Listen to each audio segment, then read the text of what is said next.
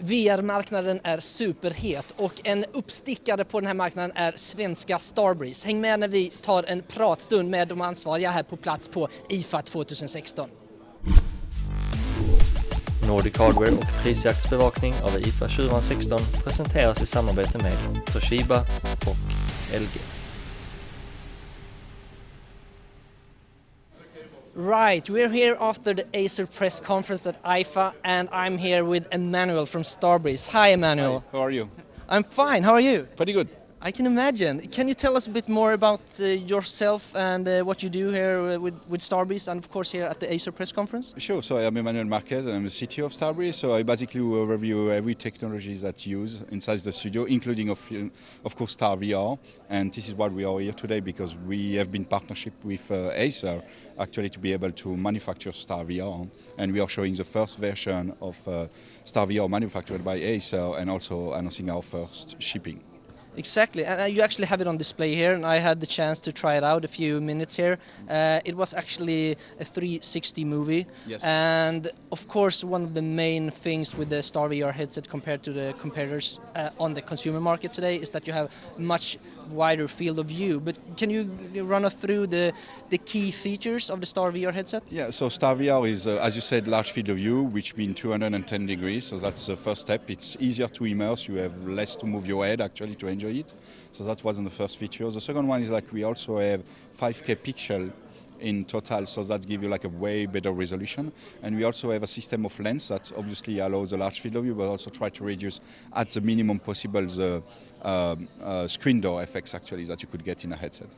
Right. And when we compare, I mean, we have a couple of big players in the consumer Sure. market, at least HTC Vive and of course the Oculus Rift. How would you say that Starbreeze and StarVR is? What are you guys doing differently? Why will you succeed in this growing market?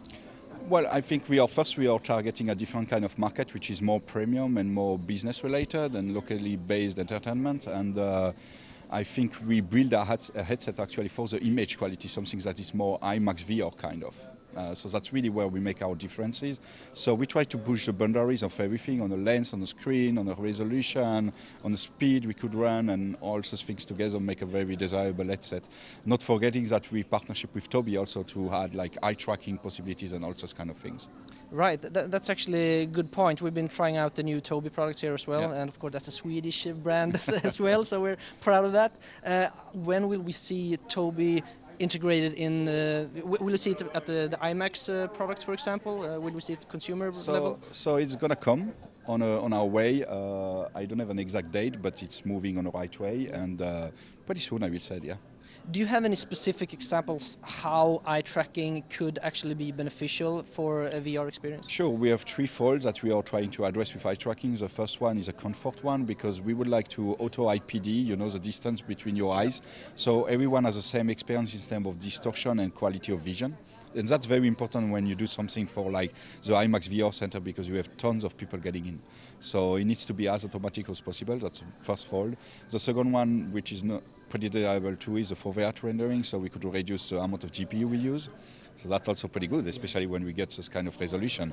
And we could in phase an even better resolution when you look at. And the last one, which I am really fan of, is, and there is a lot to explore there, but eye tracking could give you presence. Because if you look at a CGI character and I look like that and I talk to you, I have no presence with you. You don't believe in me. When I talk to you, I look in your eyeball. So that's also something very desirable. That's just an example, but I think there is a lot to explore there. Absolutely. Coming from the tech part of the industry, we do a lot of GPU reviews and stuff. Sure. We're really interested in the fact that, as you said, eye tracking could improve the efficiency of VR, but also talking to both Starbreeze chief here, we actually discussed the part that you're focusing primarily on, for example, IMAX and fixed situations where you can actually push GPU power more than in a normal. We can, exactly. Yeah. And we're talking about 5K resolution now on the StarVR. Yeah. Do you already have plans to increase that resolution? Because I mean, even though you're higher than the competitors, it's still something that we need to increase. We do have plans to increase the resolution, obviously. We want to go much higher. We want to have a lens that could support higher resolution too. So we are already working on that. Okay, can we have a ballpark figure when that might happen? When it will happen, you will see it. Okay, awesome. It's a big challenge, but we are on it. Yeah, I can imagine. The last thing that we are of course interested in is you're going out now with the IMAX products, and why would that be a good idea compared to like focusing on the consumer first in your mind? Oh, in our mind, I think we want to have the maximum amount of people to enjoy the VR in the right way, because we are in a bootstrap, so it's not like VR installed since 10 years and it's building, and it's going to take time to go on, because people will need to understand why they need that, and then they will have to invest the money to get there. So no, it's really expensive, So if you look back in the 80s, before the console get home, everybody was playing arcade, and I think this is where exactly the same path we are taking. We are preparing the home market actually. Okay. We've heard here that the consumer version will launch next year. Is that correct? So consumer version is a big word. It's a B2B version, so it's for enterprise, and it's an enterprise solution actually. So today we have no plan to be consumer or mass market. Okay, but it might be coming. You never know. The future will sell. Okay. Awesome. Thank you very much, Emmanuel, and good luck. It was a pleasure. Thanks. Tack för att ni tittade. Vill ni se mer av mig, Joel och massa hemlektronik, ska ni givetvis prenumerera på vår kanal, och det kan ni göra någonstans här uppe eller här nere. Och alltid här nere så kan du alltid gilla och kommentera gärna. En bratwurst eller?